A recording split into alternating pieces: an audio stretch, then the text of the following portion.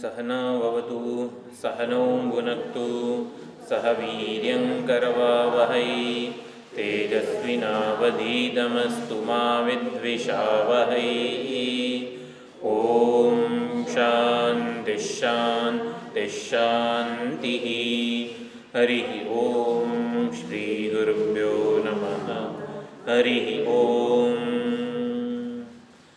सदाशिवसमारम्भां शङ्कराचार्यमध्यमाम् अस्मदाचार्यपर्यन्तां वन्दे गुरुपरम्परां। वन्दे गुरुपरम्पराम्। प्रपन्नपारिजाताय तोत्रवेत्रैकपाणये ज्ञानमुद्राय कृष्णाय गीतामृतदुहे नमः। सर्वोपनिषदो गावः दोग्धा गोपालनन्दनः पार्थो वत्सः सुधीर्भोक्ता दुग्धं गीतामृतं महद। वसुदेवसुतं देवं कंसचाणूरमर्दनं देवकी परमानन्दं कृष्णं वन्दे जगद्गुरुं। श्रीकृष्णं वन्दे जगद्गुरुम्।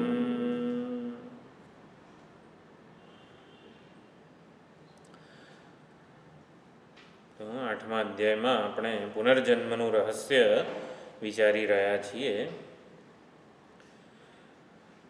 અનન્ય ચેતા સતતમ યો મામ સ્મરતિ નિત્યશઃ 14મા શ્લોકમાં કીધું ભગવાને કે જે મારું અનન્ય ચિત્ત થઈને, એટલે ભગવાન સિવાય બીજું કોઈ મહત્ત્વનું ન હોય, આપણા માટે સૌથી વધારે અગત્યના સૌથી વધારે મહત્ત્વની વસ્તુ છે આપણી પોતાની જાત. એના સુખ માટે, એની અનુકૂળતા માટે આપણે બીજી બધી વસ્તુઓ છોડતા અચકાતા નથી. જેને પણ હું માનીએ છીએ, શરીરને હું માનીએ, ઇન્દ્રિયને, મનને, બુદ્ધિને, તો પોતાની જાતને આપણે સૌથી વધારે મહત્ત્વની, પ્રિયતમ વગેરે માનીએ છીએ. એને હકીકતમાં જે આવી રીતે પરમાત્મા સ્વરૂપે સમજી ચૂક્યા છે એવા ભક્તો અનન્ય ચિત્ત પરમાત્મામાં હોય છે. એટલે અનન્ય ચેતા સતતમ, પોતાની જાત હૃદયસ્થ ચૈતન્ય સ્વરૂપે જે પરમાત્માને ઓળખી લે છે એને જ એ જ પરમાત્માને સૌથી વધારે પ્રેમ પહોંચાડી શકે છે. જ્યાં સુધી પરમાત્માની અને મારી વચ્ચે જે કોઈ ભેદ જુએ છે, અંતર જુએ છે, પરમાત્મા આપણાથી જુદા, પરોક્ષ આવી જુદાઈ કલ્પે છે, ત્યાં સુધી પરમાત્માને ઉત્કૃષ્ટ પ્રેમ, વાલ, સૌથી વધારે વાલ પહોંચતું નથી આપણા વડે. કારણ કે સૌથી વધારે પ્રેમ આપણે આપણી જાતને જ કરીએ છીએ. કોઈ પણ માણસ જે એટલે વહાલો લાગે છે કારણ કે એ આપણામાં પ્રિય સ્વીકૃત હું જન્માવે છે. એટલે બીજા બધા માટે શરતી પ્રેમ હોય છે, આપણને આપણા માટે જ બિનશરતી પ્રેમ હોય છે. પરમાત્માને જો હૃદયસ્થ ચૈતન્ય સ્વરૂપે, એટલે આપણાથી અભિન્ન સ્વરૂપે આપણે ઓળખી લઈએ તો અને તો જ આપણે અનન્ય ચેતા વગેરે જે કીધું છે એ થઈ શકીએ. આપણા સિવાય, એટલે કે પરમાત્મા સિવાય બીજું કોઈ આપણા ચિત્તનું રોકાણ કરનારું ન રહે. એવી રીતે જે સ્મરણ કરે છે, તસ્ય અહમ સુલભ પાર્થ, એના માટે હું સુલભ છું. નિત્યયુક્તસ્ય યોગિનઃ, એ યોગી નિત્યયુક્ત છે, મારી સાથે જોડાયેલો છે. તો આમ પરમાત્મા સુલભ થતાં ફાયદો શું થાય એ 15મા શ્લોકમાં ભગવાન સમજાવે છે. 15મો શ્લોક એકવાર બોલી લઈએ. મામુપેત્ય પુનર્જન્મ દુઃખાલયમ શાશ્વતમ નાપ્નુવન્તિ મહાત્માનઃ સંસિદ્ધિં પરમાંગતાઃ.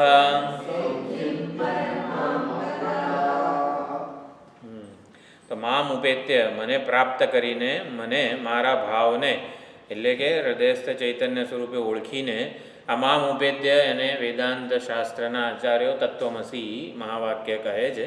એટલે મને પ્રાપ્ત કરીને, મને હૃદયસ્થ ચૈતન્ય સ્વરૂપે જાણીને મહાત્મા થઈ જાય છે. ભક્ત દુઃખાલય અને અશાશ્વત એવા પુનર્જન્મને પણ પ્રાપ્ત થતો નથી અને પરમ સંસિદ્ધિને પ્રાપ્ત થાય છે.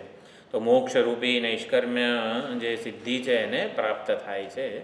એક તો દુઃખાલયમ અશાશ્વતમ એ બે વિશેષણ પુનર્જન્મના કીધા છે. દુઃખાલય જે દેવાલય હોય, જેમ કે આ મંદિર છે દેવાલય કહેવાય, તો દેવની એમાં પ્રાણ પ્રતિષ્ઠા થયેલી છે. એટલે દેવ જે છે, ભગવાન જે છે એ હાજરા હજુર છે.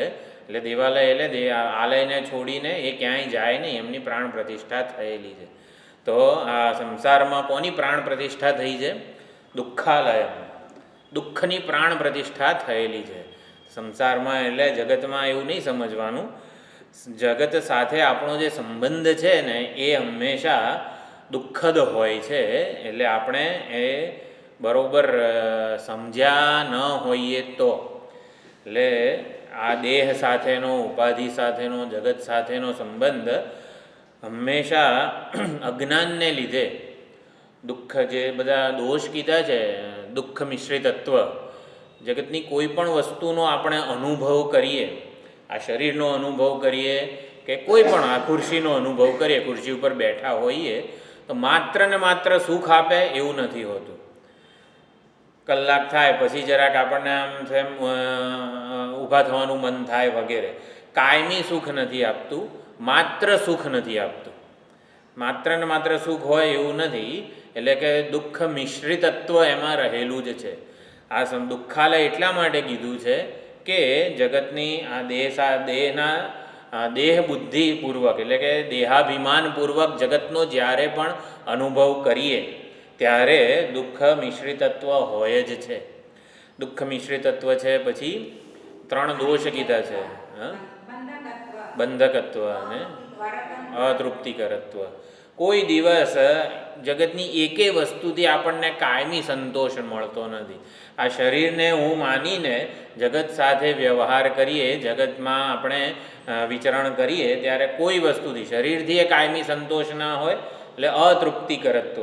કોઈ દિવસ કોઈ શરીરને હું માનીને સુખી થઈ ગયો હોય ને એવું હજી સુધી આટલા કરોડો કલ્પો થયા વગેરે કોઈ હજી થયો નથી જે શરીરને હું માનીને સુખી થઈ ગયો હોય. એટલે અતૃપ્તિકરત્વ અને બંધકત્વ. જે આપણે સુખની દિશામાં આગળ વધીએ, જગતમાં આ સુખ લઈ લઉં, આ સુખ ભોગવી લઉં, તો એ બધા સુખ આપણને વધારે ને વધારે પરતંત્ર બનાવનારા હોય છે. એટલે આ પ્રમાણે તો દુઃખાલયમ અશાશ્વતમનો આ અર્થ છે કે પુનર્જન્મ એટલે અહીંયા આપણે નવો દેહ ધારણ કરીએ વગેરે આમ સમજી શકાય. પુનર્જન્મની સાચી જે આપણી વ્યાખ્યા છે આપણે થોડોક ગયા વખતે જોયું હતું. એટલે દુઃખાલયમ અશાશ્વતમ કહીને આમ જાણે કે પુનર્જન્મ વગેરેની નિંદા કરવામાં આવે છે એવું નથી. જે વાસ્તવિકતા છે શરીરને હું માનીને, એટલે હુંને શરીર રૂપે સમજીએ, હુંને ચૈતન્યને આપણે આ શરીર માનીને જગત સાથે વ્યવહાર કરીએ તો એ દુઃખાલયમ અશાશ્વતમ. જગતની અહીંયા નથી. કોને કીધું છે? શરીરને દુઃખાલયમ અશાશ્વતમ કીધેલું છે. એટલે કે એને હું માનીને જગત સાથે વ્યવહાર કરીએ તો આવી રીતે દુઃખ આવવાનું જ છે, અતૃપ્તિકરત્વ, બંધકત્વ વગેરે રહેવાનું જ છે. એટલે જો પરમાત્માને હું સ્વરૂપે, આત્મ સ્વરૂપે, આત્મ અભિન્ન સ્વરૂપે જાણી લઈએ ને તો આ દુઃખાલયમ અશાશ્વતમ પુનર્જન્મ ન આપનુવંતી, તો એ ફરીથી પ્રાપ્ત થતો નથી. દુઃખાલય કેમ કીધો છે આ સંસારને કે આ શરીરને? આટલું તો સુખ અનુભવાય છે આપણને. કયા સુખ આપણે અનુભવીએ છીએ? એક તો વિષય ભોગનું, અનુકૂળ વિષય ભોગ હોય, અત્યારે બહાર એકદમ બફારો હોય અને આવી રીતે એસી ચાલુ હોય તો આપણને સરસ સુખનો અનુભવ થાય જ છે. અનુકૂળતા, શિયાળામાં એસી ચાલુ કરીએ તો ત્યારે અનુકૂળ નથી હોતું. એટલે અનુકૂળ વિષયોનો જ્યારે સંસર્ગ થાય ત્યારે સુખ અનુભવાય છે. અભિમાનનું પણ સુખ હોય છે. આપણે જે કંઈ ઉપાધિ ધારણ કરી હોય, એટલે ડિગ્રી વગેરે બૌદ્ધિક વસ્તુ ધારણ કરી હોય, અથવા તો કોઈ કળા, કંઈક સૂઝ આપણી પાસે હોય, એનું પણ આપણને અભિમાન હોય છે. એ અભિમાનનું પણ સુખ હોય છે. આપણો પુત્ર વગેરે વધારે માર્ક્સ લાવે, બોર્ડમાં આવે નંબર 90, 95, 99%, તો પણ આપણને એ અભિમાનનું સુખ હોય છે. પાડોશીનો પુત્ર આવે તો એટલું સુખ નથી થતું. એટલે આપણા પૌત્ર પુત્રમાં આપણું અભિમાન છે એટલા માટે સુખ અનુભવાય છે. અભિમાનનું સુખ છે. બીજું મનોરાજ્ય, એ મનોરાજ્યમાં પણ આપણને સુખનો અનુભવ થતો હોય છે.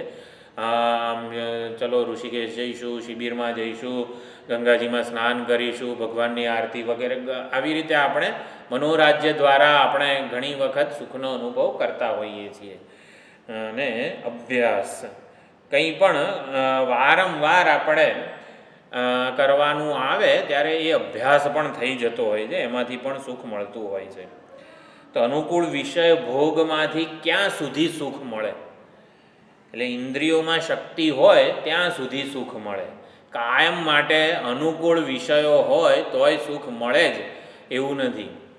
પહેલાં એક ઓલો હાથ પંખો આવતો હતો, એનાથી આપણે મસ્ત ઉનાળાની ગમે તેવી ગરમી હોય એનાથી આમાં હાથ ફેરવતા હતા અને પછી ગરમીને દૂર કરતા હતા. પરસેવો રહ્યો તો આમ કરીએ તો સારું લાગતું હતું. પછી કે ક્યાં સુધી હાથ ફેરવ કરવાનો, ચાલો પંખો લાવીએ. હવે પંખો લાવ્યા એટલે હાથ ફેરવવાનું બંધ થઈ ગયું, એટલે સુખનો અનુભવ થયો. એ પંખો લાવ્યા પણ હવે ગરમ હવા ફેંકે છે. આટલી બધી ગરમી વધી ગઈ છે. પહેલાં બહુ ગરમી નહોતી તો ચાલતું હતું એટલે વાંધો નહીં, પણ હવે ગરમી વધી ગઈ એટલે માત્ર પંખો ના ચાલે, એસી જોઈએ. હવે એસી જોઈએ, એસીમાં સુખ અનુભવાય, માત્ર પંખામાં નહીં. એમ કરતાં સુખ આપણું ઠેલાતું જાય છે, આપણે પરતંત્ર બનતા જઈએ છીએ. એસી હોય, પંખો હોય, એસી ચાલુ હોય એટલે ગરમી તો દૂર થઈ ગઈ, પણ 24 કલાક એસીમાં રહીને કરવાનું શું? એટલે ચાલો ટીવી જોઈએ. એસીવાળા રૂમમાં સ્પેશિયલ એક ડ્રોઈંગ રૂમમાં તો હોય, પણ એસીવાળા રૂમમાં એક ટીવી જોઈએ કે જેથી શાંતિથી બેઠા છીએ તો થોડું ટીવી પણ આપણે જોઈ શકીએ. પછી ટીવી જોતાં જોતાં એસીમાં બેઠા હોઈએ, શાંતિથી હોય, સુખનો અનુભવ થતો હોય. હવે કરવાનું શું? ટીવી જોતાં કંઈક થોડું વચ્ચે કંઈક નાસ્તા પાણી પણ થવા જોઈએ. એટલે એમ કરીને અનુકૂળતાઓ વધતી જાય તો એ વખતે સુખ આપણે બીજે ક્યાંક મૂકતા જઈએ છીએ. એટલે અનુકૂળ વિષય ભોગ હંમેશા એવું ને એવું સુખ આપે એવું છે જ નહીં. સુખ બહારથી આવે ને એ માત્ર વેદાંત શાસ્ત્ર તો કહે જ છે, સુખ જો આપણને બહારથી આવતું જણાય તો એ ભ્રાંતિ જ છે. રજ્જુમાં જેમ સર્પ જણાય છે એ જેટલી ભ્રાંતિ છે એટલી ને એટલી જ ભ્રાંતિ આપણાથી અન્ય ક્યાંકથી અન્યત્રથી જો સુખનો અનુભવ થતો હોય તો એ ભ્રાંતિ જ છે. એટલે અનુકૂળ વિષય ભોગ કંઈ સુખ આપે છે એવું નથી. એટલે આ દ્વારા જાણે કે સુખનો આટલો તો અનુભવ થાય છે આપણને, પણ દેહાભિમાની કોઈ દિવસ સુખી ના હોઈ શકે. આ વેદાંત શાસ્ત્ર દેહાભિમાની એટલે પોતાને દેહ ઉપાધિ સાથે એકમેક કરીને કે હું આટલો જ છું, મારા અસ્તિત્વનો આધાર આ દેહ છે, દેહ નહીં હોય તો હું નહીં હોઉં. જો દેહાભિમાન કે દેહાશક્તિ, દેહાધ્યાસ કોને કીધો છે વેદાંતમાં? મારા અસ્તિત્વનો આધાર આ દેહ છે, આ દેહ નહીં હોય ને તો હું નહીં હોઉં. મારા જ્ઞાનનો, દેહના આધારે જ હું જગતના વિષયોને, વ્યક્તિઓને જાણું છું, પરિસ્થિતિઓ સાથે વ્યવહાર કરું છું. એટલે મારી સભાનતાનો, મારા જ્ઞાનનો આધાર આ દેહ છે. દેહ વગર મને કશુંય જ્ઞાન પ્રાપ્ત નહીં થાય. એટલે મારા અસ્તિત્વનો આધાર આ દેહ છે, મારા જ્ઞાનનો આધાર આ દેહ છે. અને મારે સુખ અનુભવવું હશે, સુખી થવું હશે, સરસ લાડુ પેંડા ખાવા હશે તો દેહ તો જોઈશે ને. દેહ વગર લાડુ કઈ રીતે ખવાય? એટલે મારા સુખનો આધાર પણ આ દેહ છે. આને દેહાશક્તિ કે દેહાધ્યાસ કીધેલો છે. આ દેહાધ્યાસ એ ભ્રાંતિ છે વગેરે વેદાંત શાસ્ત્ર સુંદર રીતે સમજાવે છે અનેક બધી યુક્તિઓથી. તો આ દેહાભિમાની કોઈ દિવસ સુખી ન હોઈ શકે. દેહાભિમાની હંમેશા બેચેન હોય, કંઈક ને કંઈક રીતે સુખને મેળવવાની, અપ્રાપ્ત સુખને મેળવવાની એ યોજનાઓ જ કરતો હોય. અને સુખ અપ્રાપ્ત માને એને જ અજ્ઞાની કહેવાય. સુખને જ્ઞાતવ્ય માને, સુખને મારે ઓળખવું છે, સુખને પ્રાપ્ત કરવું છે એને અજ્ઞાની કહેવાય. સુખને મારે જાણવું છે તો સુખની જિજ્ઞાસા જેને છે ને એને સાધક કહેવાય. એટલે સાધક અને સામાન્ય મનુષ્યમાં શું ફરક છે? સામાન્ય મનુષ્ય સુખની પાછળ દોડે છે અને સાધક છે સુખને જાણવા મથે છે. આ સુખ આવે છે ક્યાંથી? એસી ચાલુ હોય ત્યારે જે સુખનો અનુભવ થાય છે એસીમાંથી આવે છે કે બીજે ક્યાંકથી આવે છે? એટલે સુખને જાણવા મથે છે એને આ સાધક કહેવાય. અને એ સુખની જિજ્ઞાસા જન્મે અને સુખનો સાચો સ્ત્રોત કયો છે એ ગુરુશાસ્ત્ર ઉપદેશના આચાર્યને આધારે જાણે છે. મામ ઉપેત્ય, પરમાત્માને જાણીને કે સાચું સુખ તો આત્મ સ્વરૂપે રહેલા, આત્મ સ્વરૂપે બિરાજમાન ઈશ્વરમાંથી જ છે. એટલે મામ ઉપેત્ય ભગવાન કહે છે મને પ્રાપ્ત થઈને, મને જાણીને આ દુઃખાલયમ અશાશ્વત, બીજી વાર દેહાભિમાની થતો નથી, બીજી વાર એનો જન્મ નથી થતો, એ આપણું કંઈ કન્સર્ન નથી વધારે. બીજી વાર એ દેહાભિમાની થતો નથી, પુનર્જન્મ એને પ્રાપ્ત થતો નથી. એટલે દેહ સાથે એનો અહમ મમ ભાવપૂર્વકનો સંબંધ સ્થપાતો નથી. એકવાર હુંને પરમાત્મા સ્વરૂપે જાણી લઈએ પછી હું આ દેહ રૂપે આપણને અનુભવાતો નથી. તો ન આપનુવંતી મહાત્માનઃ, અને મહાત્મા એટલે કે જેનું ચિત્ત અત્યંત, સાધક જે છે મહાત્મા થઈ જાય છે, એટલે જેનું મન વિશાળ છે, અત્યંત વિશાળ છે, અને એનો અનુભવ પણ વિશાળ છે. એટલે ઈશ્વર દૃષ્ટિપૂર્વક એ સમગ્ર જગતને જુએ છે. મહાત્મા પોતાનું ધાર્યું થાય ને તો એને સુખનો અનુભવ થાય, પોતાનું ધાર્યું ના થાય ને તો એને સુખનો અનુભવ થાય. પોતાનું ધાર્યું ના થાય તો ઈશ્વરનું ધાર્યું થયું ને, એટલે ભગવાનનું ધાર્યું થયું એટલે એને પણ સુખ થાય. એટલે કે ઈશ્વરના મનનું ધાર્યું થયું છે માટે પણ એમને સુખ જ થાય છે. મહાત્મા કોને કીધા? સ મહાત્મા સુદુર્લભ, 7મા અધ્યાયમાં વાસુદેવ સર્વમિતિ. આ વાસુદેવ જ સર્વ છે એવું જેને જ્ઞાન છે એને મહાત્મા કીધેલા છે. તો આ પ્રમાણે મહાત્મા થઈ જાય છે અને પરમ સંસિદ્ધિને એ પ્રાપ્ત થાય છે, દુઃખાલય વગેરેથી છૂટી જાય છે. જ્યારે જ્યારે પણ દુઃખ વગેરે અનુભવાય ત્યારે સમજવાનું કે આપણે કોઈક આપણી બૌદ્ધિક સમજના દોષને લીધે જ દુઃખ અનુભવાયું છે. જ્યારે જ્યારે પણ આપણને વ્યવહારમાં દુઃખ અનુભવાય ત્યારે દુઃખમાંથી, દુઃખ આપણા માટે ઓબ્જેક્ટ કઈ રીતે બને કે દુઃખ કોને અનુભવાયું છે એનો વિચાર કરીએ. કે ચૈતન્યને દુઃખ અનુભવાયું છે, આનંદ સ્વરૂપ છે ચૈતન્ય, એને એમાં દુઃખનો અનુભવ, દુઃખનો અધ્યારોપ થયો કઈ રીતે? જ્યારે તત્વમસી વગેરે સીધું મહાવાક્ય જ્યારે કહેવામાં આવે, તું આનંદ સ્વરૂપ છે, તું પરમાત્મા છે, તું પૂર્ણ છે, આપણને એવું થાય કે આપણને તો આટલા બધા મર્યાદાઓ અનુભવાય છે, અપૂર્ણતા અનુભવાય છે, તો હું પૂર્ણતા મારું સ્વરૂપ કેવી રીતે હોઈ શકે? એટલે સિંહનું બચ્ચું જે છે એ આવી રીતે ઘેંટાઓની વચ્ચે રહે અને પછી આવી રીતે વરુ કે ગમે તે આવે તો એ પણ ભાગવા લાગે, ભય પામે છે. ત્યારે સિંહ શું કહે છે એને? તત્વમસી. તારે આ બધા ભય પામવાની જરૂર નથી. ત્યાં તત્વમસીનો શું અર્થ થાય છે આપણા માટે? તત્વમસીનો આપણા માટે અર્થ કે તું અલ્યા કોણને કોને વળગી રહ્યો વગર વિચારે કરે. તો એ પ્રમાણે તત્વમસીનો શું અર્થ થાય? તારામાં સુખ પ્રાપ્ત કરવાની ઈચ્છા જન્મી કેવી રીતે? એટલે આનંદ સ્વરૂપ છે તો એને દુઃખ આવ્યું જ કેવી રીતે? એટલે આવ્યું છે એ જ માત્ર ને માત્ર ભ્રાંતિ છે. એટલે તત્વમસીનો સૌથી પહેલો અર્થ આપણને, એ સિંહ છે એના ઓલા નાના બચ્ચાને શું કહે? એ ગભરાતો હોય, સિંહને એના બાપને જોઈને જ ગભરાતો હોય ત્યારે શું કરે? પેલું ભાંગ પીધેલી હોય, ભાંગ પીધેલી એટલે પોતાના ઘરમાં જ બધા મિત્રો ભેગા થયા હોય અને બધા ભાંગનો પ્રોગ્રામ કર્યો હોય અને પછી ભાંગ પીધે એટલે નશો ચડે પછી ચાલો હવે છૂટા પડીએ, પોતપોતાના ઘરે જઈએ. તો જેના ઘરે બધા ભેગા થયા છે એ પણ પોતે આમ ઉબરમાં આમ ટેક્સી વગેરે બુક કરવા ઓલો પ્રયત્ન કરે છે, એટલે પોતાનું એડ્રેસ નાખે વગેરે. હવે નશો ચડેલો છે, પોતાના ઘરે જ છે જાણતો નથી. અને એટલે અવિદ્યાનો નશો કેવો હોય છે? આવો હોય છે. આપણા મામ ઉપેત્ય માટે ક્યાંય જવાની જરૂર નથી. હકીકતમાં આપણને લાગે હા પરમાત્માની પ્રાપ્તિ થાય, પરમાત્માના દર્શન થાય, ક્યાંય મોટી મોટી સાધના, કેટલો મોટો આડંબર કરવો પડે. તમે ભાંગનો નશો ઉતારવા શું કરવું પડે? એક લાફો મારવો પડે. તો એક લાફો એ તત્વમસી છે. એના લાફા વાંકે ભાંગનો નશો ઉતરે નહીં, કાં તો પાણીની ડોલ પધરાઈ દો તો એ થઈ જાય, ભાંગનો નશો ઉતરી જાય. તો તત્વમસી એ કંઈક લાફો હોય. તો કોણ છે તું એનો વિચાર કર. તું કોઈ લો કે ને ઓલો દીકરો હોય કોઈક રેસલરનો, આમ કુસ્તીબાજનો દીકરો માર ખાઈને આવે ક્યાંક આવી રીતે, તો સૌથી પહેલાં બાપ શું કરે?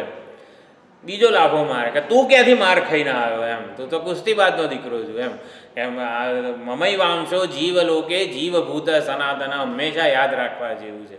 આપણે પરમાત્માના અંશ છીએ એટલે રૂપ છીએ. પરમાત્માનું જ એક રૂપ વ્યવહાર કરવા માટે લીધેલું આ રૂપ છે પરમાત્માએ. અને એ ક્યાંથી દુઃખી હોઈ શકે? જ્યારે પણ દુઃખનો કંઈક આસાર આપણને આપણામાં લાગે ત્યારે સૌથી પહેલાં આ યાદ રાખવાનું, એક લાફો તત્વમસીનો મારવો પડે કે તારામાં દુઃખ જન્મ્યું કઈ રીતે, હું દુઃખી છું એ ભ્રમ જન્મ્યો જ કઈ રીતે. અને પછી એ જે ચિંતન છે આત્મવિચાર એનો આપણે આધાર લઈ શકીએ છીએ. તો મામ ઉપેત્ય એટલે જાણે કે ભાંગનો નશો ઉતરવા માટે જે અમુક આડંબર કરવો પડે, એ શ્રવણ મનન નિધિધ્યાસન વગેરે બધો આડંબર કરવો પડે છે. આનાથી પરમાત્માના દર્શન થાય, પ્રાપ્તિ થાય, એ જેટલી હાસ્યાસ્પદ વસ્તુ છે એ લાફો મારવા જેવી એવી જ છે. હકીકતમાં પ્રાપ્તિને આ રીતે પણ આપણે સમજી શકીએ છીએ. તો મામ ઉપેત્ય પુનર્જન્મ દુઃખાલયમાં શાશ્વતમ ન અપનુવંતી, પ્રાપ્ત થતું નથી. એટલે પછી અહીંયા પુનર્જન્મની પ્રાપ્તિ પરમાત્માને જાણીને જ અટકી શકે છે, બીજી કોઈ રીતે નહીં.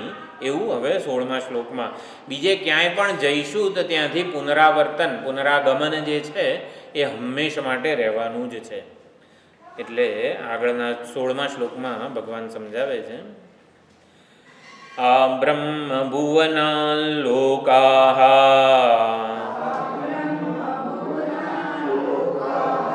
પુનરાવર્તિનોર્જુન મામુપેત્ય તુ કૌન્તેય પુનર્જન્મ ન વિદ્યતે. મામ ઉપેત્ય, બીજી વાર ભગવાને કીધું મામ ઉપેત્ય તુ કૌન્તેય પુનર્જન્મ ન વિદ્યતે, મને પ્રાપ્ત કરીને પુનર્જન્મ બીજી વાર થતો નથી. એટલે જ્યારે પણ આ પુનર્જન્મ ને મૃત્યુ વગેરેનું દુઃખ સતાવે ત્યારે હું કોણ છું અને દુઃખ ક્યાં છે એનો વિચાર કરી શકાય. અને આ બ્રહ્મ ભુવના લોકા પુનરાવર્તિનોર્જુન, આ જે ઉપસર્ગ છે એના બે પ્રકારે અર્થ કરે છે. બ્રહ્મલોક સુધી એટલે કે પરમાત્માની પ્રાપ્તિ સુધી, બ્રહ્મનો અર્થ પરમાત્મા કરીએ તો પરમાત્માની પ્રાપ્તિ પર્યંત બધેથી પુનરાવર્તન એટલે કે પુનરાગમન થાય છે.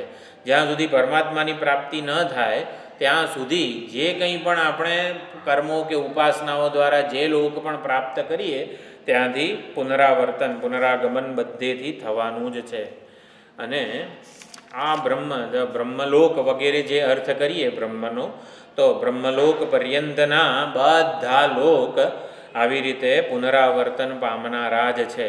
એટલે એ લોકમાં જઈએ તો આપણે આપણા પુણ્ય કર્મો રૂપી કરન્સી જે છે એ હોય ત્યાં સુધી રહેવા મળે, અથવા તો એ લોક જ્યાં સુધી ટકે એ લોક પણ કાળના ચક્રમાં જ છે.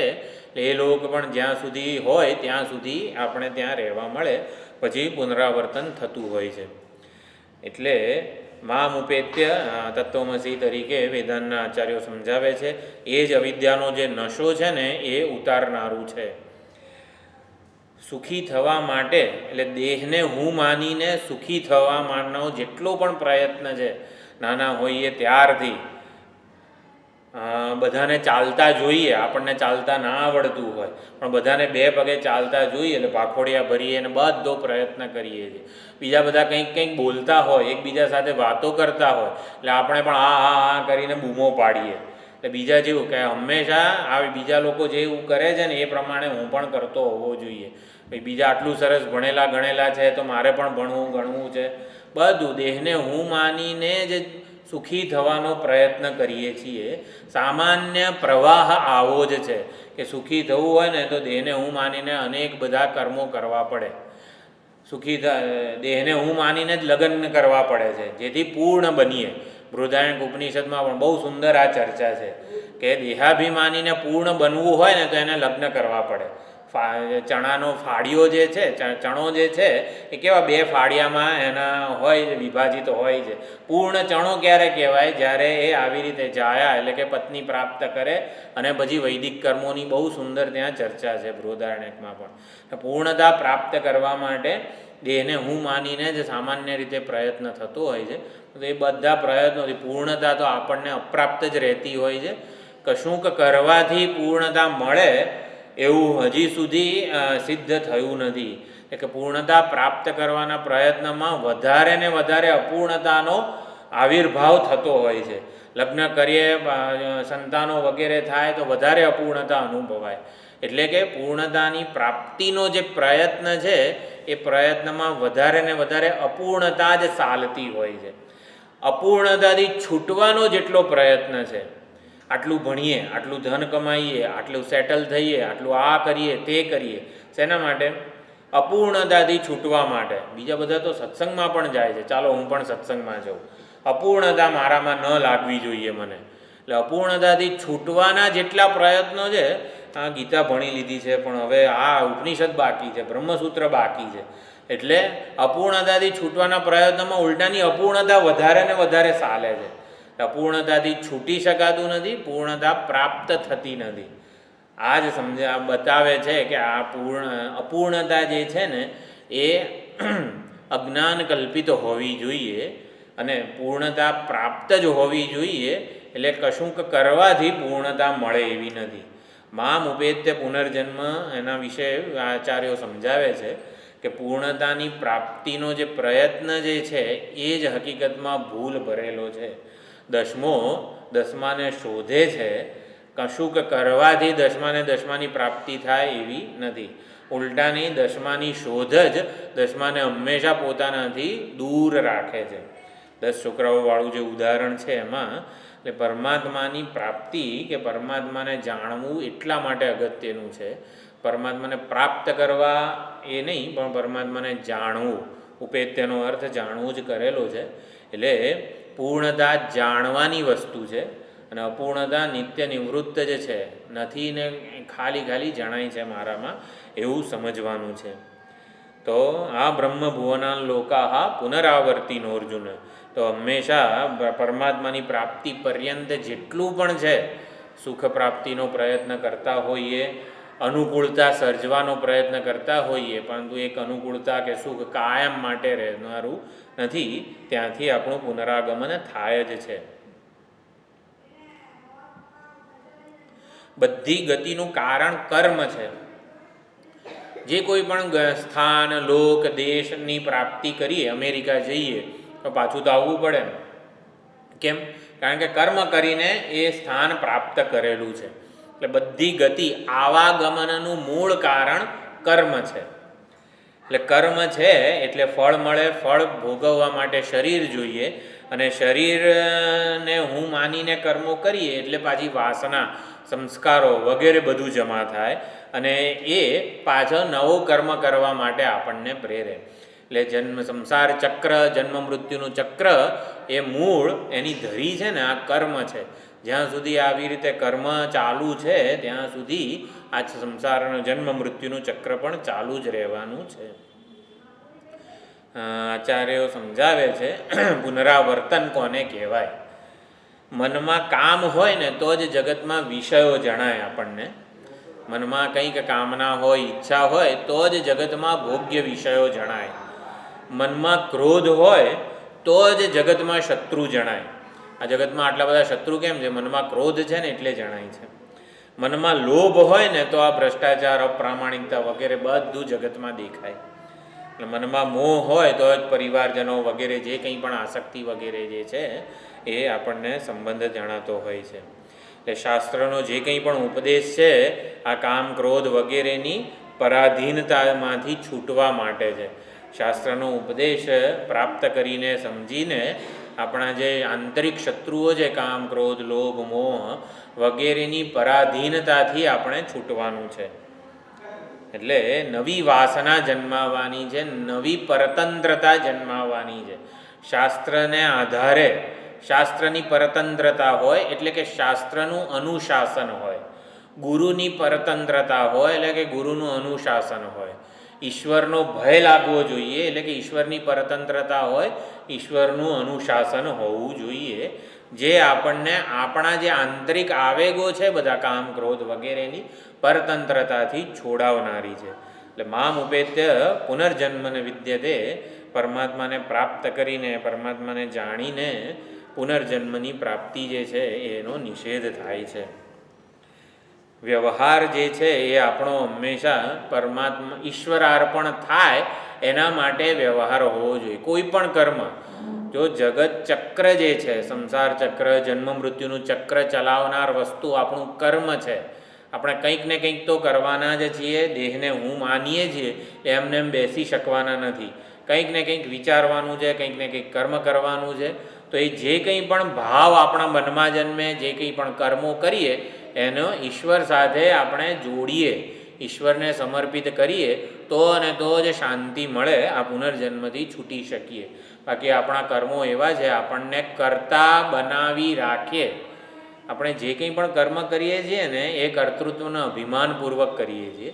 કર્તૃત્વ શેના માટે છે? આપણામાં હું બોલું છું એને કર્તૃત્વ કહેવાય. હકીકતમાં હૃદયમાં, મનમાં વિચારો, આ સત્સંગના ધારો કે આ જે વિચારો જન્મી રહ્યા છે અને એ વિચારો જે મનમાં જન્મે છે, હૃદયમાં જન્મે છે, અનેક રીતે અભ્યાસ થયેલો છે ભગવદ્ ગીતાનો, એટલે પણ જન્મે છે. તો એ જે જન્મી રહેલા વિચારો છે એ વાણી દ્વારા પ્રગટ થાય છે માત્ર અત્યારે. પણ એ હું કરું છું એટલે કે હું બોલું છું, આને કર્તૃત્વનું અભિમાન કહેવાય. હું બોલનાર છું એ કર્તૃત્વનું અભિમાન શેને લીધે જન્મે છે? એટલે આપણને હુંનો એક તો ખ્યાલ નથી. જે ક્રિયા થઈ રહી છે ને એમાં ખાલી આપણે મિથ્યા અભિમાન કરી લઈએ છીએ.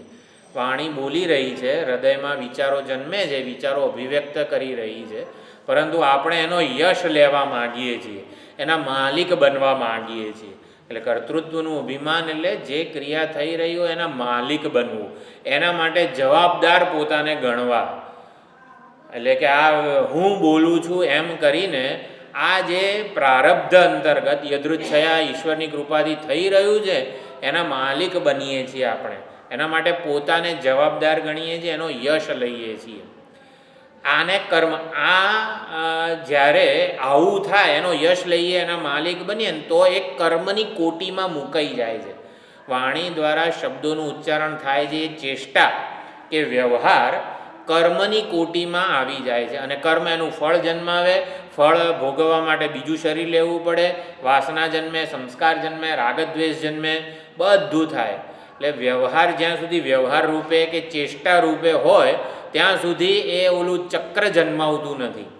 તો પુનર્જન્મ એટલે આ ચક્ર જ છે. પરમાત્માને જાણીએ તો આ ચક્ર ના જન્મે, એ દિશામાં આપણે સમજી રહ્યા છીએ. તો વ્યવહાર, કર્તૃત્વ, અભિમાન વગેરેને લીધે કર્મની કોટીમાં આવી જાય છે આપણો, અને એટલે એ ફળ જન્માવે છે, કર્મબંધન જન્માવે છે, આપણને બાંધે છે ફળ ભોગવવા માટે. કરવાનું શું? જે કર્મ, જે આપણો વ્યવહાર, જે ચેષ્ટા છે એને ઈશ્વર સાથે જોડી દઈએ, ઈશ્વરને સમર્પિત કરી દઈએ ને તો જ આપણને શાંતિ, નિરાત મળી શકે એમ છે, પુનર્જન્મથી છુટકારો મળી શકે એમ છે. એટલે કર્મ દ્વારા સ્વાર્થ પૂર્તિનો પ્રયત્ન થતો હોય, આપણે પોતે માલિક બનીએ વગેરે વગેરે યશ લઈએ તો હંમેશા અહંકારને સમર્પિત થતું હોય છે. અહંકાર એક જ વસ્તુ છે જે સ્વાર્થી એન્ટિટી છે. અહંકાર માત્ર ને માત્ર પોતાનું વિચારનારો છે કે મને કઈ રીતે કેટલો વધારે ને વધારે લાભ મળે, મને મારી નોંધ કેવી રીતે લેવાય. એ અહંકાર સૌ એક જ માત્ર એન્ટિટી છે જે સ્વાર્થી છે. બીજી કોઈ આપણી આંખને એવો સ્વાર્થ નથી, પ્રાણને એવો સ્વાર્થ નથી, હાથ પગ કોઈને એવો સ્વાર્થ નથી. એ તો સેવા કાર્ય વગેરેમાં પ્રવૃત્ત થતા જ હોય છે. સેવા કરતા હોય, આ શરીર સેવા કરતું હોય ને એમાં અહંકાર પાછો આવી જાય, કારણ કે હું કરનારો છું એમ કરીને પોતાનું એક પીછું ઉમેરી લે. એટલે અહંકાર જ સ્વાર્થી છે. એટલે કર્મો જો અહંકારને સમર્પણ થાય તો સ્વાર્થ પૂર્તિ માટે અહંકાર આ રીતે કર્મના ચક્રમાં ફસાઈ જાય છે. ઊંચામાં ઊંચું પદ મળે ને તો પણ શાંતિ નહીં મળે, નિરાંત નહીં મળે કર્મ દ્વારા. એટલા માટે મહામુપેત્ય પરમાત્માની શરણાગતિ. એ પરમાત્માની શરણાગતિ હોવી એ કોઈ નિર્બળતાની નિશાની નથી. પરમાત્માની શરણે જવું એ તો આત્મબળ સૂચવે છે. જેમ કે કંઈ આપણા પ્રધાનમંત્રીનો જે ઓલો હોય ગેટકીપર હોય, ગમે તે ગાડીને કે એવી રીતે વાહનોને અંદર ના જવા દે પ્રધાનમંત્રી આવાસમાં, તો એ જે ગમે તે ગાડી જતી હોય એને રોકે છે. તો એ કયા શક્તિના આધારે, કયા હોદ્દાના આધારે ગમે તેવી મોટી કોઈક મિનિસ્ટરની ગાડી હોય એને રોકે? એનામાં ગાડીને રોકવાનું બળ આવ્યું ક્યાંથી? એ તો જેનો સેવક છે એનું બળ એને પ્રાપ્ત થયેલું છે, એટલે એ રોકી શકે છે. એમ ઈશ્વરના સેવકો એટલે આમ નિર્બળતા, ઈશ્વરના ભક્તિ હોય તો નિર્બળ લોકોનું કામ છે. હકીકતમાં એવું નથી. ઈશ્વરની શરણાગતિ એ આત્મબળ જે છે ને એનું પ્રતીક છે. એટલે સેવક બનવાથી, ઈશ્વરના સેવક બનવાથી ઉલટાનું આપણું બળ અનેક ગણું વધી જાય છે. સ્વાર્થી ઈચ્છાની પૂર્તિમાં જેટલું બળ હોય, એટલે ઘણીવાર એવું લાગે કે આપણને આટલું ધન કમાવવું છે, આવી ઈચ્છા હોય ને તો વધારે ને વધારે સારો પ્રયત્ન થાય. પરંતુ ભગવાન જેટલું આપે એટલું ધન એ તો પ્રારબ્ધ પ્રમાણે મળે છે. આવી જો ધારો કે માન્યતા હોય તો એવો પ્રયત્ન ના થાય ધન પ્રાપ્તિ માટે. હકીકતમાં આ માન્યતા ખોટી છે. સકામ વ્યક્તિમાં જેટલું એક અત્યંત સીમિત કામના જેટલું જ બળ હોય છે. કામના ધારો કે આટલી હોય તો એટલું જ એનું બળ હોય છે. પરંતુ નિષ્કામ વ્યક્તિમાં અનંત ઈશ્વરનું બળ હોય છે. એટલે કે ઈશ્વરની શરણાગતિ, ઈશ્વરના સહારે કર્મ કરવાથી આપણું બળ વધે જ છે. એટલે મામ ઉપેત્ય એટલે પરમાત્માની પ્રાપ્તિ થાય તો, એટલે શરણાગતિ થાય તો આ કર્મ જે છે, કર્મનું ચક્ર, કર્મનું બંધન જે છે એનાથી સતત આપણે હંમેશ માટે છૂટી શકીએ છીએ. મામ ઉપેત્ય પુનર્જન્મ ન વિદ્યતે. પુનર્જન્મની ગયા વખતે જે ચર્ચા કરી હતી, સામાન્ય રીતે પુનર્જન્મ એટલે શું? એક દેહ છોડીને બીજો દેહ પ્રાપ્ત કરવો એને પુનર્જન્મ કહેવાય છે. હકીકતમાં વેદાંતના આચાર્યો એને પુનર્જન્મ નથી કહેતા. રૂપથી રૂપાંતરથીની પ્રાપ્તિ પુનર્જન્મ નથી. સ્થાનથી સ્થાનાંતરની પ્રાપ્તિ પણ પુનર્જન્મ નથી. ભાવથી ભાવાંતરની પ્રાપ્તિને વેદાંત પુનર્જન્મ કહે છે. હુંનો એક ભાવ હોય, હુંનો ભાવ એટલે મારા મનમાં જે ભાવ જન્મ્યો કે આવી રીતે હું વક્તા છું એવો ભાવ જન્મ્યો, અને પછી હું શ્રોતા છું, ગંતા છું, કરતા છું, એટલે હુંના સતત આ ભાવ બદલાયા કરે છે, એ પુનર્જન્મ છે. એટલે હુંને જો નિર્વિશેષ ચૈતન્ય સ્વરૂપે જાણી લઈએ તો ભાવથી ભાવાંતરની પ્રાપ્તિ થઈ ન થાય, એટલે પુનર્જન્મ ન થાય. હુંનો ભાવ સતત બદલાયા કરે છે. હુંમાં ઘડીકમાં કામ જન્મે છે, ક્રોધ જન્મે છે, લોભ જન્મે છે, ઘડીકમાં દયા જન્મે છે. હુંમાં સતત ભાવો બદલાયા કરે છે, નવા નવા ભાવ જન્મ્યા કરે છે. આ જ પુનર્જન્મ છે. એટલે હુંને જો નિર્વિશેષ ચૈતન્ય સ્વરૂપે, પરમાત્મા સ્વરૂપે જાણી લઈએ તો ભાવાંતર જે છે એનાથી છૂટી શકાય છે. એટલે હું જ મને પોતાને અન્યથા શરીર વગેરે ઉપાધિ રૂપે માની લઉં તો પછી શરીરના ધર્મો, મર્યાદાઓ, કર્મો, અવસ્થાઓ એ હુંના થઈ જાય અને હુંને અનેક ભાવની પ્રાપ્તિ થાય, પુનર્જન્મની પ્રાપ્તિ થાય છે. પરંતુ હુંને પરમાત્મા સ્વરૂપે, જ્ઞાન સ્વરૂપે જો જાણી લઈએ આપણે તો પછી ભાવાંતરની પ્રાપ્તિ થતી નથી. એટલે આપણામાં જે કોઈ ભાવ જન્મે, જે કોઈ વિચાર જન્મે, જે કોઈ વસ્તુ, જે કંઈ આપણી પોતાની આપણે માનતા હોઈએ એ બધાનું મામ ઉપેત્ય ઈશ્વરને સમર્પિત કરવી જોઈએ. ભગવાનનું એક નામ છે નવનીત. શું છે? નવનીત નવા હારાય. કૃષ્ણ ભગવાનને માખણ પરે, માખણને નવનીત કીધેલું છે. એટલે માખણ કેવું હોય? રોજ યશોદા 9 કરોડ ગાયો હતી નંદ બાબા પાસે. 9 કરોડ ગાયો ક્યાં રહેતી હશે ખબર નહીં. રોજ નવું માખણ વગેરે, નવું છાશ, દહીં વગેરે આવે એટલે કનૈયાને ધરાવવામાં આવે. એટલે કે ભગવાનને રોજ નવું નવું માખણ જોઈએ. કાલનું હોય તો ના ચાલે. નવનીત નિત્યમ નવપ્રિયમ. રોજ નવા વાઘા, રોજ નવો શણગાર, રોજ નવું જોઈએ. ભાઈ ગયા વખતે જન્માષ્ટમીમાં જે પહેરાયા હતા એ પહેરાવી દઈએ, ના ચાલે એવું. ભગવાનને રોજ નવું નવું જોઈએ. એટલે આપણે જે કંઈ પણ નવા નવા કર્મો, જે નવા નવા ભાવ, જે કંઈ પણ હુના જે કંઈ પણ ભાવ જન્મે છે એ બધા પરમાત્માને સમર્પિત કરવાના છે. પરમાત્માને એ જ બધું ગમે છે. એટલે ભગવાનને નવી નવી વસ્તુ બહુ ગમે છે. એટલે આપણામાં જે કંઈ પણ મન વૃત્તિ જન્મે એ બધી વૃત્તિ ભગવાનને આપણે સમર્પિત કરીએ. આના દ્વારા ભગવાન પ્રસન્ન થાવ. ભગવાનનું જ બધું છે. ભગવાનને સમર્પિત કરીએ એટલે શું? હકીકતમાં જે કંઈ પણ વસ્તુ છે,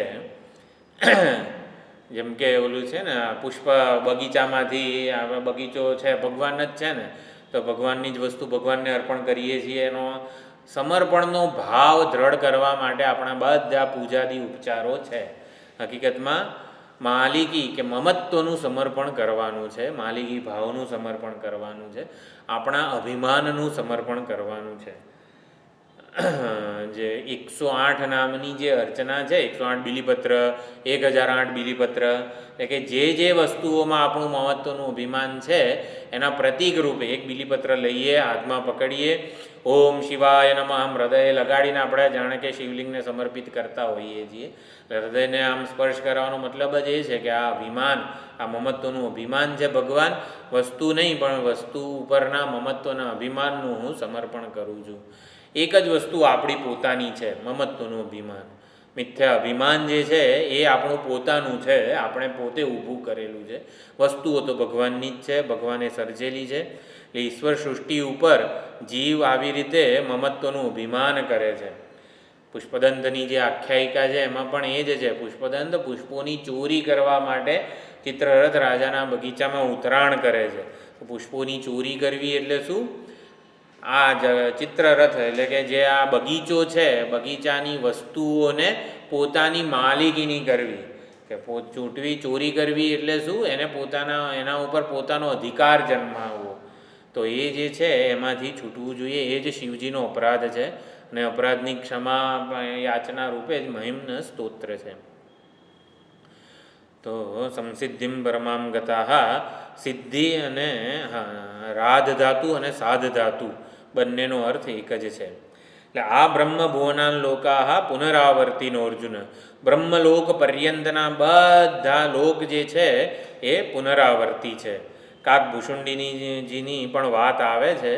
કાકભૂષુંડી આવી રીતે એ જુએ છે, એક કીડી બ્રહ્મા બની જાય છે અને કોઈક કલ્પમાં કાકભૂષુંડીજી નિત્ય આવી રીતે એમણે જે 27 વાર રામાવતાર જોયેલો છે. કાકભૂષુંડી રામચરિત માનસમાં આવે છે. એટલે આગળ કાળની ગણનાના બધા શ્લોકો છે કે બ્રહ્મલોક પર્યંતના બધા લોક આવાગમનવાળા છે. એટલે ત્યાં જઈએ તો આપણે પાછું રિટર્ન ટિકિટ લઈને જ જવાનું છે. કોઈ જગ્યાએ આપણને કાયમી આપણને રહેવા મળે ને એવું નથી. રિટર્ન ટિકિટ સાથે જ ત્યાં એન્ટ્રી મળતી હોય છે. એટલે એ આગળ બધી સુંદર ચર્ચા છે. તો મામ ઉપેત્ય એટલે અહીંયા જીવનના 2 ધ્યેયનું, તો 15મા શ્લોકથી માંડીને 22મા શ્લોક સુધી પરમાત્મા એટલે ભગવાન અહીંયા 2 ધ્યેયનું વર્ણન કરે છે. શ્રેય અને પ્રેય, પરમાત્મા અને જગત. તો જે શ્રેય એટલે કે પરમાત્મા જે સ્પિરિચ્યુઅલ ગોલ કહેવાય અને પ્રેય એટલે મટીરિયલ ગોલ કહેવાય. એક અનંત છે, બીજા અંતવાન ધ્યેય છે. કે પરમાત્મા સિવાયના બધા ધ્યેય કે સ્થાન છે એમાં દુઃખ મિશ્રિતત્વ, બંધકત્વ, અતૃપ્તિકરત્વ વગેરે બધા મર્યાદાઓ રહેલી છે. જો દુઃખ મિશ્રિતત્વ વગેરે બધું છે ને ચૈતન્યને અનુભવાય છે. તો ખુરશીને ખબર નથી કે હું કાયમી મારી ઉપર બેસનારને સુખ આપી શકીશ કે નહીં. એટલે ચૈતન્યને આ દોષ અનુભવાય છે. એટલે હકીકતમાં ખુરશીમાં દુઃખ મિશ્રિતત્વ, બંધકત્વ, અતૃપ્તિકરત્વ નથી.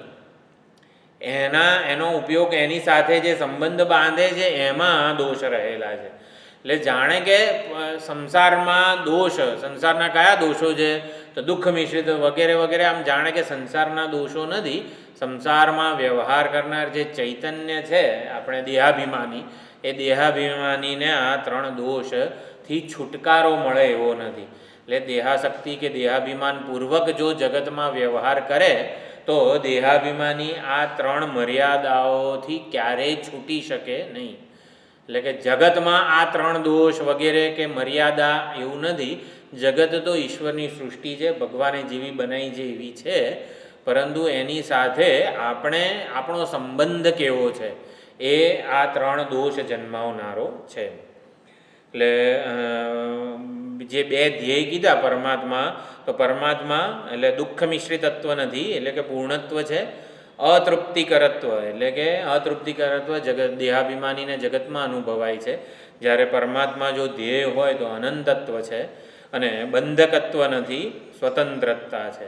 એટલે પરમાત્માની શરણાગતિ હોય, પરમાત્માને જાણવાનો પ્રયત્ન થતો હોય તો સુખ માટે સ્વતંત્ર બનતો જાય છે. ઇન્દ્રિયના સુખની, મનની લાગણીઓના સુખની જરૂરિયાતથી મુક્ત થતો જાય છે. સુખ માટે સ્વતંત્ર બનતા જઈએ. ઈશ્વરની શરણાગતિ હોય, ઈશ્વરને જાણવાનો પ્રયત્ન થતો હોય તો આપણે સુખ માટે સ્વતંત્ર બનતા જઈએ. સુખ પ્રાપ્ત કરવા માટે જગત પર જે આધીન પરતંત્ર રહેવું પડે છે એમાંથી આપણે મુક્ત થતા જઈએ. લાગણીની પરતંત્રતા એને સંસાર કહેવામાં આવે. સંસાર બંધન એટલે શું? લાગણીની પરતંત્રતા. આપણને મનુષ્ય માત્રને, જીવ માત્રને એવી આમ જરૂરિયાત હોય છે, લાગણીની જરૂરિયાત.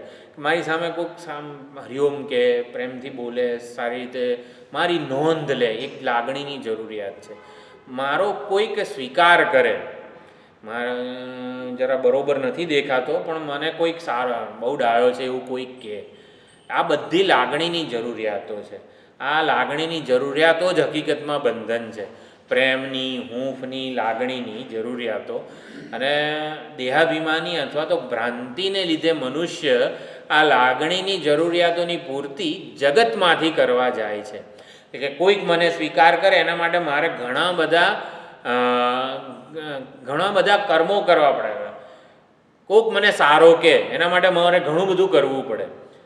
તો આ બધી લાગણીની જરૂરિયાતોની પરતંત્રતા કહેવાય. એમાંથી છૂટી શકાય છે ઈશ્વરની શરણાગતિ સ્વીકારીએ ને તો. એટલે લાગણીની જરૂરિયાતોની પૂર્તિ માટે ભગવાને જગત બનાવ્યું જ નથી. ભગવાને જગત શેના માટે બનાવ્યું છે? આ શરીરની ભૂખ, તરસ વગેરે જરૂરિયાતોની પૂર્તિ માટે. લાગણીની જરૂરિયાતોની પૂર્તિ માટે ભગવાને જગત બનાવ્યું નથી. લાગણીની જરૂરિયાતોની પૂર્તિ આત્મા થકી, આત્મા સુધી આપણે ન પહોંચી શકીએ તો ઈશ્વર થકી, આપણા ઈષ્ટદેવ થકી આપણે પૂરી કરવી જોઈએ.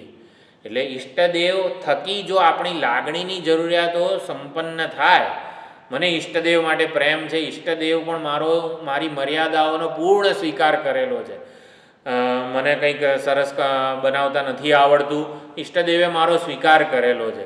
આપણી બધી લાગણીની જરૂરિયાતો આપણે ઈષ્ટદેવ પાસેથી પૂરી થાય ને એટલા જ માટે આપણા પુરાણોએ, શાસ્ત્રોએ ભગવાનનું ઈષ્ટદેવ સ્વરૂપે વર્ણન કરેલું છે કે આપણે લાગણીની પરતંત્રતાથી મુક્ત થઈએ અને સ્વતંત્ર બનીએ.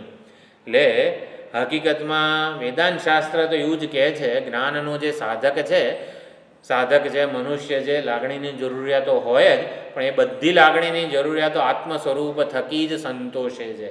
આત્મ સ્વરૂપ થકી કઈ રીતે સંતોષાય? વેદાંતનો આખો સુંદર બૃહદારણ્યક ઉપનિષદમાં આત્મનસ્તુ કામાય સર્વમ પ્રિયમ ભવતી જે કંડિકા છે એમાં સમજી શકાય છે. અત્યારે ભક્તિ યોગનો સુંદર વિષય છે. આપણી બધી લાગણીની જરૂરિયાતો ભગવાન થકી સંતોષાય. આપણી એક પણ લાગણીની પૂર્તિ માટે હું જગતમાં નહીં જઉં પણ મારા ઈષ્ટદેવ પાસે જઈશ, એવું આપણે નક્કી કરી શકીએ છીએ. એટલે લાગણીની જરૂરિયાતોની પૂર્તિ માટે જગતમાં જવું એને જ પુનર્જન્મ કીધેલો છે. પરમાત્માને જાણીએ, પરમાત્માની શરણાગતિ હોય ઉપેત્ય, તો આ પરતંત્રતાથી છૂટી શકાય છે. એટલે પછી પ્રશ્ન થાય કે શું આ પૃથ્વીલોક જે છે એ જ દુઃખાલયમ અશાશ્વતમ છે? અમર્ત્યલોક જ ખાલી દુઃખાલય છે? સ્વર્ગમાં તો સુંદર સુખ ને વગેરે અનુભવાતું હશે ને? તો કે એવું નથી. એ હવે આગળના શ્લોકમાં 17ના શ્લોકમાં સમજાવે છે. સહસ્રયુગ પર્યંતમ અહર્યદ બ્રહ્મણો વિદુઃ રાત્રિમ યુગ સહસ્રાંતામ તે હોરાત્રવિદો જનાઃ. આ બ્રહ્મભુવના લોકાઃ પુનરાવર્તિનઃ. બ્રહ્મલોક પર્યંતના બધા લોક જે છે પુનરાવર્તી છે. એટલે અહીંયા બ્રહ્માજી વગેરેનું વર્ણન થાય, બ્રહ્મલોકનું વર્ણન થાય કે બ્રહ્માજીનું વર્ણન થાય એટલે પોતપોતાના ઈષ્ટદેવનો લોક એવું સમજવાનું છે. એટલે બ્રહ્માજીનું અહીંયા જીવનકાળ વગેરેની ચર્ચા થઈ રહી છે કે ક્યાં સુધી આપણે કર્મો અને ઉપાસનાઓ દ્વારા ઉત્કૃષ્ટ ધ્યેય પ્રાપ્ત કરીએ તો પણ પુનરાવર્તન તો છે જ, કારણ કે આ બ્રહ્માજી વગેરે પણ કાળની અંતર્ગત જ છે. અહોરાત્ર વિદઃ, અહો એટલે એટલે દિવસ અને રાત્ર એટલે રાત્રિ. તો દિવસ અને રાત્રિના જે જાણકાર લોકો છે, એની ગણતરી કરનારા લોકો છે, એ લોકો પણ આવી રીતે બ્રહ્માજીનું આયુષ્ય જે છે એને પણ ગણી કાઢે છે. જ્યોતિષશાસ્ત્રી, ગણિતશાસ્ત્રી વગેરે બધા આ પુરાણોમાં ઘણી ચર્ચા થયેલી છે. બ્રહ્માજીનો જીવનકાળ 2000 ચતુર્યુગ જે છે એનો એક દિવસ, એટલે કે બ્રહ્માજીનો એક દિવસ 1000 ચતુર્યુગ અને બ્રહ્માજીની રાત્રિ એક રાત્રિ બીજા 1000 ચતુર્યુગ. એટલે કે બ્રહ્માજીનો 24 કલાકનો જે દિવસ છે 2000 ચતુર્યુગનો છે. એક ચતુર્યુગમાં આવી રીતે 43 લાખ જે 20,000 વગેરે જે બધા છે વર્ષ આપણા એ આવે છે. એટલે 43 આટલા વર્ષોનો એક ચતુર્યુગ હોય એવા 2000 ચતુર્યુગ, એવા 365 દિવસ અને એવા 100 વર્ષનું આયુષ્ય છે બ્રહ્માજીનું. એટલે આ રીતે ઘણું બધું લાંબુ થાય છે. તો બ્રહ્માજીનો જે એક ચતુર્યુગ છે એમાં 14 મન્વંતરો આવે છે. એ 14 મન્વંતરને 14 કલાક કહેવાય. જેમ આપણે 12 કલાકનો એક દિવસ વગેરે કહેવાય છે, તો ત્યાં 14 કલાકનો એક દિવસ હોય અને 14 કલાકમાં 71 મિનિટ હોય. એટલે એક કલાકમાં 71 મિનિટ, જેમાં આપણને 60 મિનિટ છે તો ત્યાં 71 મિનિટ. એટલે એ 71 શું છે, 71 ચતુર્યુગ આવી જાય છે. એટલે કે બ્રહ્માજીના એક કલાકમાં બધી ગણતરીઓ છે. આપણે ખાલી એટલું સમજવાનું છે કે પુનરાવર્તન આ બધું કાળથી સીમિત છે. અને એક મિનિટ બ્રહ્માજીની એટલે 44 લાખ વર્ષ. બ્રહ્માજીની એક મિનિટ એટલે 44 લાખ આપણા વર્ષ. અને આવી રીતે ગણતરી કરીને કેટલા બધા વર્ષો થાય છે. હવે આ ચર્ચા શેના માટે અચાનક આવી? એટલે અહીંયા પ્રસક્ત એવું કહેવાય છે, જેમ કે કંઈક આપણે વાનગી બનાવવાની હોય અને આપણે ટીવી જોતા હોઈએ, ટીવીમાં ઓલા શું રસોઈ શો વગેરે વગેરે કંઈક આવતું હોય, તેમાં શું કે શાક કંઈક બનાવવાનું હોય ગ્રેવી, તો એમાં દહીં ઉમેરો. તો દહીં, તો કોકને દહીં એવી ખબર ના હોય તો દહીં કઈ રીતે મળે? તો પછી દહીં મેળવવાની રીત, પછી મોળું દહીં મેળવવું હોય તો આવું કરવાનું, થોડું ખટાશવાળું દહીં મેળવવું હોય તો આવું કરવાનું. તો દહીં મેળવવાની મુખ્ય વાનગીની જે આખી પ્રક્રિયા છે એમાં દહીંની ચર્ચા વચ્ચે આવી જાય. તો દહીં કઈ રીતે મેળવવાનું એના માટેની ચર્ચા આવી જાય. તો અહીંયા એવી રીતે જાણે કે દહીં મેળવવાની ચર્ચા વચ્ચે આવી જાય, એવી રીતે 4-5 લોકોમાં આવી રીતે કાળ ગણતરી વગેરેની ચર્ચા છે. એટલે શાસ્ત્રમાં એ ચર્ચા વચ્ચે જ લઈ લેવામાં આવે છે. આમ શું છે, પ્લીઝ રિફર, પાન નંબર આ ખોલો, એવું શાસ્ત્રમાં નથી કહેવામાં આવતું. જે કંઈ પણ ચર્ચા વચ્ચે જરૂરી હોય એ વચ્ચે એ સમજાવી દેવામાં આવે છે. એટલે પુનરાવર્તન કેમ થાય છે કે જીવનું પુણ્ય ક્ષીણ થાય તોય પુનરાવર્તન થાય, અને જે તે લોક છે એ પણ આવી રીતે નષ્ટ પામે તો પણ પુનરાવર્તન થાય છે. આ બધું જ વર્ણન મામ ઉપેત્ય, પરમાત્માની શરણાગતિ કેમ સ્વીકારવી જોઈએ એના માટે છે. અને બ્રહ્માજી વગેરે જે છે એના એ લોક માટે, એ સ્થાન માટે વૈરાગ્ય જન્મે એના માટે છે. કે આટલું લાંબુ જીવનકાળ છે બ્રહ્માજીનો, તો પણ હવે આનો જરાક કચરો કરવો હોય આટલા લાંબા જીવનકાળની પણ, તો આપણો ભક્તિ સંપ્રદાયમાં બધા આપણે એક જે કૃષ્ણ ભગવાનની લીલાઓ સાથે સરખાવે. એટલે કૃષ્ણ ભગવાન ગોપીઓ બધા સાથે આવી રીતે યમુના કાંઠે જતા હોય છે. એમાં બ્રહ્માજી આવે છે. તો ગોપીઓ પૂછે છે કે તમે કોણ છો? તો બ્રહ્માજી કે હું બ્રહ્મા છું, આ બધી સર્જન મેં કરેલું છે વગેરે વગેરે. એવું બ્રહ્માજીએ કીધું કે હું બ્રહ્મા છું, આ બધા જગતનું સર્જન મેં કરેલું છે. તો કંઈક નામ કયું છે, ચંદ્રનના સખી છે રાધાજીની, એ પૂછે છે કે એ તો બધી ખબર છે, પણ તમે કયા બ્રહ્માંડના બ્રહ્મા છો? એ કીધું ને કે પરમાત્માના રોમે રોમમાં અનંત કોટી બ્રહ્માંડો રહેલા છે. તો કે તમે કયા બ્રહ્માંડના બ્રહ્મા છો એવું હું પૂછું છું. રોજ રોજ એટલાય બ્રહ્મા આવીને વ્રજભૂમિની ધૂળ આમ માથે લગાવવા માટે આવે છે. તમે કયા બ્રહ્માંડના બ્રહ્મા છો? એમ આવી રીતે કે બ્રહ્માજીનો કચરો કરી નાખે. આમ જાણે કે જે બ્રહ્માજીનું જીવનકાળ આટલું લાંબુ આપણે જે લખ્યું છે ને તોય હું વાંચી શકતો નથી. એટલે એનો આવી રીતે કે બ્રહ્મલોક જે છે ને એ પણ આવી રીતે પુનરાવર્તન પામનારો જ છે. સહસ્ર યુગ પર્યંતમ અહહ, 1000 ચતુર્યુગનો એક દિવસ છે બ્રહ્માજીનો, અને રાત્રિમ યુગ સહસ્રાંતામ, એટલે 1000 વર્ષ ચતુર્યુગની રાત્રિ પણ છે. એટલે આવી રીતે છે દિવસ અને રાતની ગણતરી કરનારા લોકોએ આખું આ કાળ ગણના વગેરે કરેલી છે.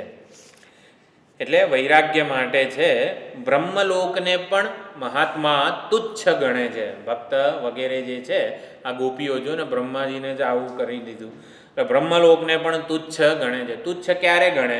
જ્યારે અત્યંત મહાન વસ્તુ કંઈક આપણી પાસે હોય તો જ આપણે આવી રીતે બ્રહ્માજીને પણ જાણે કે તુચ્છ ગણીએ ને.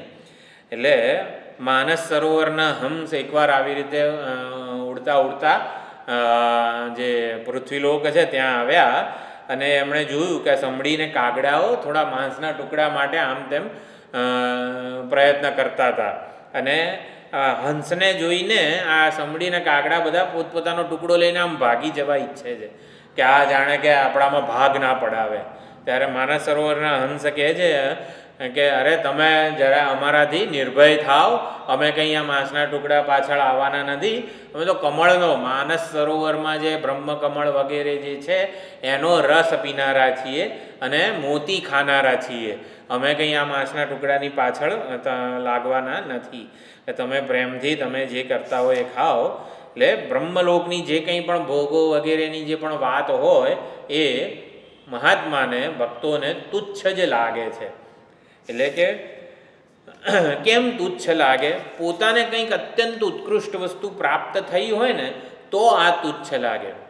પ્રભુ પરખ્યા હૃદય જેણે, ફરે ભમતો જગેશાને. જેણે પ્રભુને હૃદયમાં પરખ્યા છે એ જગતમાં શું કામ ભમે? પીધું આ કંઠ અમૃત તે, જેણે અહીં સુધી આ કંઠ અમૃત પીધું છે, કરે કાંજી વૃથાશાને. પેલું ભાતનું ઓસામણ થોડુંક પીવું છે એવું, જેણે આ કંઠ અમૃત પીધું હોય એ ભાતનું ઓલું ઓસામણ જે છે, જે આમ નાખી જ દેવામાં આવતું હતું પહેલાંના જમાનામાં, એ પહેલાં તો ઓસામણ વગેરે હોય ગરીબોને દાનમાં આપે ને બધું ઘણું થતું હતું. એ ઓસામણ માટે ઘરે ઘરે શા માટે જાય? બહુ સુંદર ભજન છે.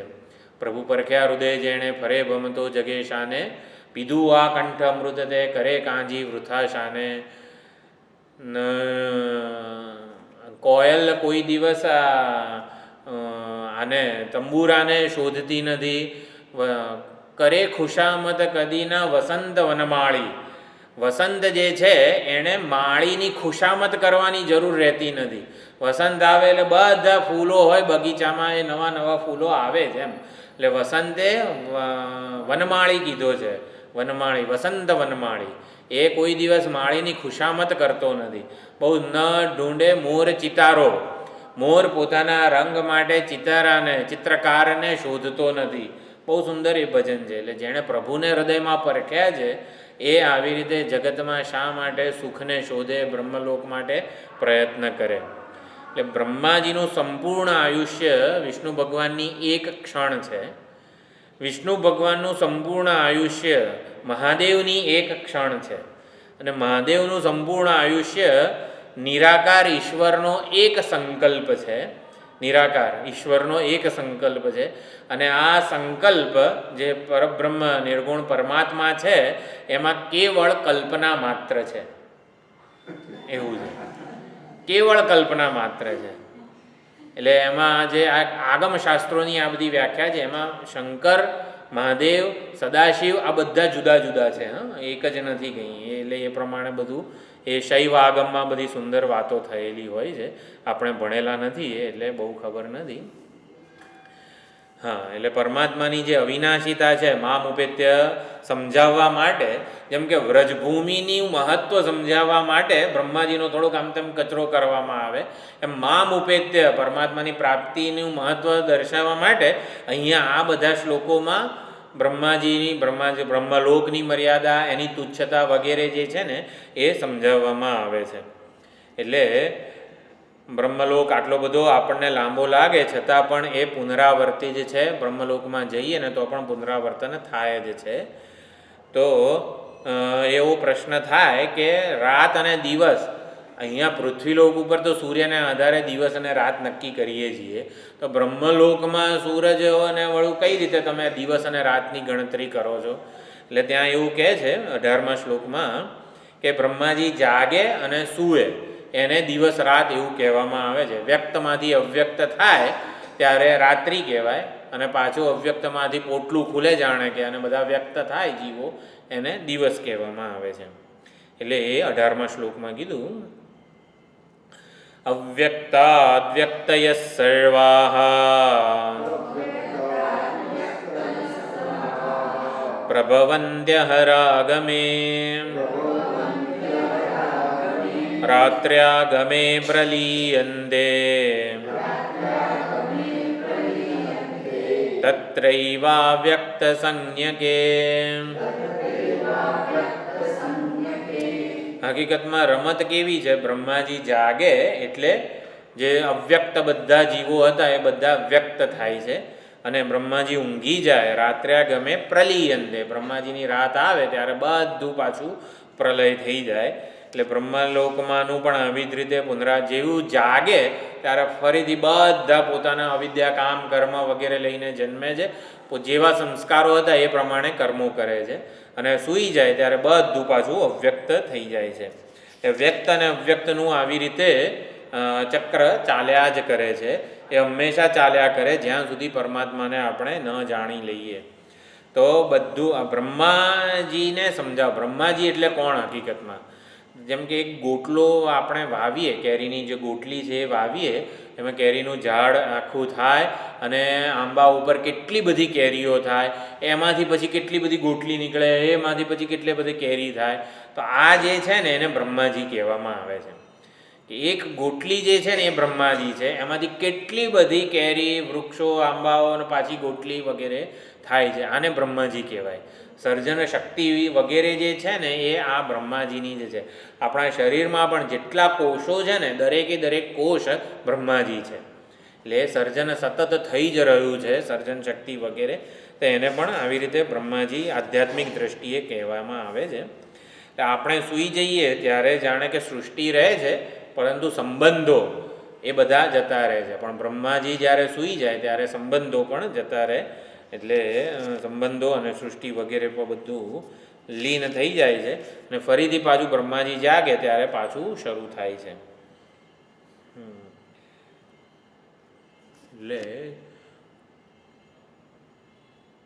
એટલે અવ્યક્તાદિની ભૂતાની વ્યક્ત મધ્યાની ભારત, બીજા અધ્યાયમાં કીધું અવ્યક્તમાંથી જ બધા ભૂતો વ્યક્ત થાય છે. મધ્યે વ્યક્ત આપણને જણાય છે ને પાછા અવ્યક્તમાં જ એમનું નિધન છે, અવ્યક્તમાં જ પાછું લીન થઈ જાય છે.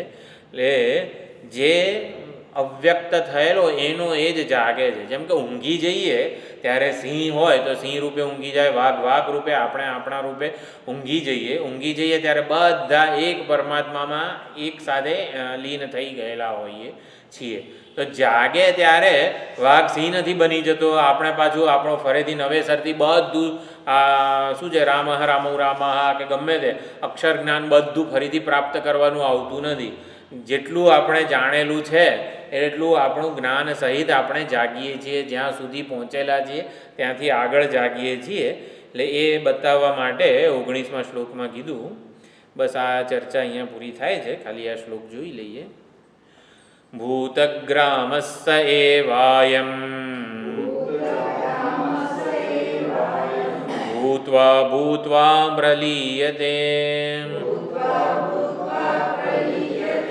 રાત્ર્યાગમેવ શઃ પાર્થ પ્રભવત્યહરાગમે.